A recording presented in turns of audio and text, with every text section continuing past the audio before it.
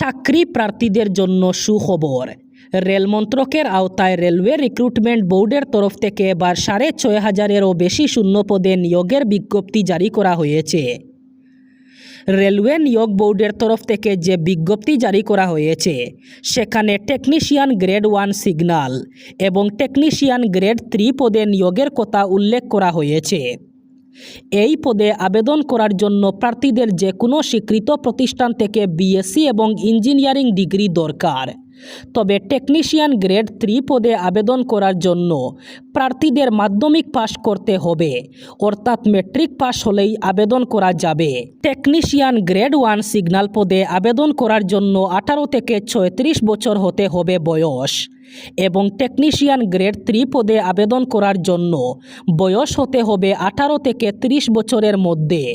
চাকরি প্রার্থীরা railway recruitment বোর্ডের অফিসিয়াল ওয়েবসাইটের মাধ্যমে আগামী 30 জুন থেকে আবেদন করতে পারবেন এবং আবেদন চলবে আগামী 29 জুলাই পর্যন্ত।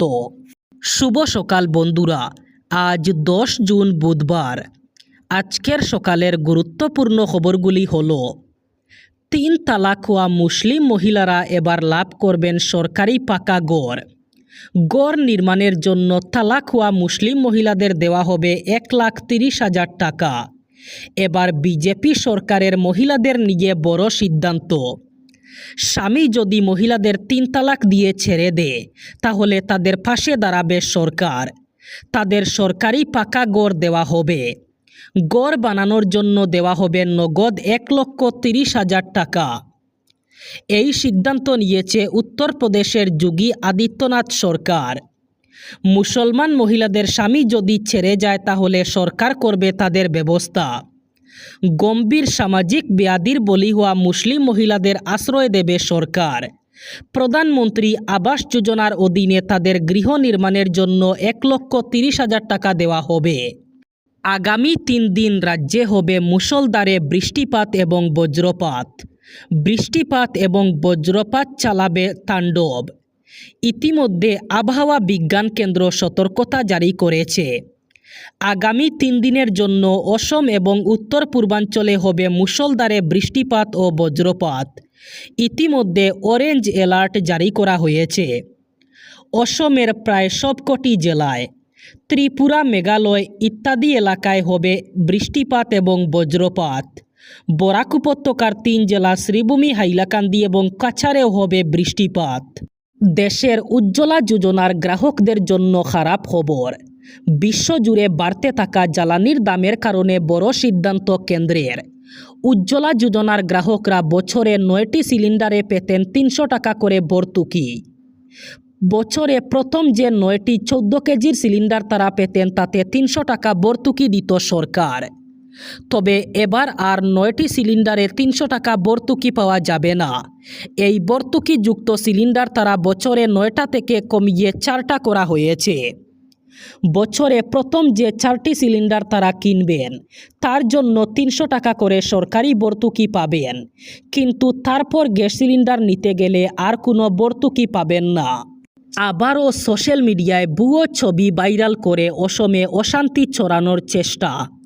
সম্প্রতি সোশ্যাল মিডিয়ায় 2টি বস্তি এলাকার ছবি সহ ফটোকার্ড ভাইরাল করা হয়েছে। প্রথম ছবিতে সারিবদ্ধভাবে বাঁশের কাঠামোর উপর প্লাস্টিক ব্যবহার করে তৈরি করা ঘর দেখা যাচ্ছে। দ্বিতীয় ছবিতে একটি মাঠের উপরে প্রচুর পরিমাণে তাঁবু দেখা যাচ্ছে যা প্লাস্টিকের তৈরি। ছবিগুলি ছড়িয়ে তা অসমের দৃশ্য বলে দাবি করা হয়েছে। সেই সঙ্গে বলা হচ্ছে যে মুসলিমদের বাড়িঘর উচ্ছেদ করে তাদের এভাবে রাখা হচ্ছে। প্রথম ছবিটি পোস্ট করে তার সঙ্গে লেখা হয়েছে ভারতের আসামে উচ্ছেদ অভিযান, ঘর হারিয়ে তাঁবুতে আশ্রয় হাজারো মুসলিম পরিবার। দ্বিতীয় ছবির ক্যাপশনে রয়েছে, এটা ফিলিস্তিনের গাজা নয়, এটা ভারতের দ্বিতীয় গাজা হতে চলেছে। ভারতের আসামে উচ্ছেদ অভিযান, ঘর হারিয়ে তাঁবুতে হাজারো মুসলিম পরিবার। ফ্যাক্ট চেক করে জানা গেছে ভাইরাল ছবি দুটি একটিরও ভারতীয় নয়। সেই সঙ্গে ভারতে অনুপ্রবেশকারী সন্দেহে যাদের আটক করা হয়েছে তাদেরও এমন কোনো অবস্থায় রাখা হয়নি। প্রথম ছবিটি হলো বাংলাদেশের এবং দ্বিতীয় ছবিটি হলো কম্বোডিয়ার। আপাতত এই ছবিগুলি ভাইরাল করে অসমে অশান্তি ছড়ানোর চেষ্টা করা হয়েছে। এই ছবিগুলি অসমের নয়, ভারতেরও নয়, এটি বাংলাদেশ এবং কম্বোডিয়ার।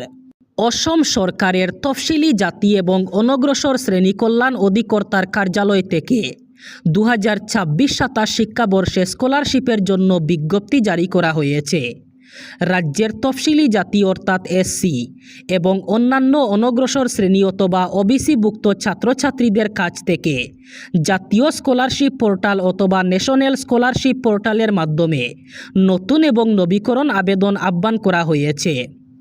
এতে 5টি স্কিমের অধীনে এই স্কলারশিপ প্রদান করা হচ্ছে, যার মাধ্যমে নবম এবং দশম শ্রেণীর শিক্ষার্থীদের জন্য প্রিমেট্রিক স্কলারশিপ, অস্বাস্থ্যকর পেশায় নিয়োজিত অভিভাবকদের প্রথম থেকে দশম শ্রেণীর এসসি ছেলেমেয়েদের জন্য প্রিমেট্রিক স্কলারশিপ, এসসি শিক্ষার্থীদের জন্য পোস্ট ম্যাট্রিক স্কলারশিপ, ওবিসি জাতিভুক্ত নবম ও দশম শ্রেণীর শিক্ষার্থীদের জন্য প্রি ম্যাট্রিক স্কলারশিপ, এছাড়া ওবিসি শিক্ষার্থীদের জন্যও পোস্ট ম্যাট্রিক স্কলারশিপ। আবেদনের যোগ্যতা এবং প্রয়োজনীয় নথিপত্র হিসাবে আবেদনকারীকে অবশ্যই জেলায়ুক্ত কার্যালয় থেকে ইস্যু করা বৈধ এসসি অথবা ওবিসি শংসাপত্র জমা দিতে হবে। বিস্তারিত তথ্যের জন্য scholarships.gov.in ওয়েবসাইটে ভিজিট করতে আহ্বান জানানো হয়েছে। আগামীকাল থেকে শুরু হচ্ছে ফুটবল বিশ্বকাপ। ফিফা ফুটবল বিশ্বকাপ 2026-এর জন্য কাউন্টডাউন ইতিমধ্যে শুরু হয়ে গেছে। এই টুর্নামেন্টে প্রথমবারের মতো 48টি দল এবার অংশগ্রহণ করবে এবং সব মিলিয়ে 100টিরও বেশি ম্যাচ অনুষ্ঠিত হবে। বিশ্বকাপের এই 23তম আসরটি আগামীকাল 11 জুন থেকে 19 জুলাই পর্যন্ত মার্কিন যুক্তরাষ্ট্র, মেক্সিকো এবং কানাডায় অনুষ্ঠিত হবে। 2026 সালের ট্রফির জন্য রেকর্ড সংখ্যক 48টি দল প্রতিদ্বন্দ্বিতা করবে, যা 4 বছর আগে কাতারে অংশগ্রহণকারী দলের চেয়ে 16টি বেশি। এর ফলে এটি ইতিহাসের সবচেয়ে বড় বিশ্বকাপ হতে চলেছে। ম্যাচ সংখ্যা বেড়ে দাঁড়াবে 104-এ, যা প্রথমবারের মতো 3টি দেশে অনুষ্ঠিত হবে। এই বিশ্বকাপের নতুন ফরম্যাটে 4 দলের 12টি গ্রুপ থাকবে। প্রতিটি গ্রুপের শীর্ষ 2 দল এবং 8টি সেরা তৃতীয় স্থান অধিকারী দল নকআউট পর্যায়ে উঠবে।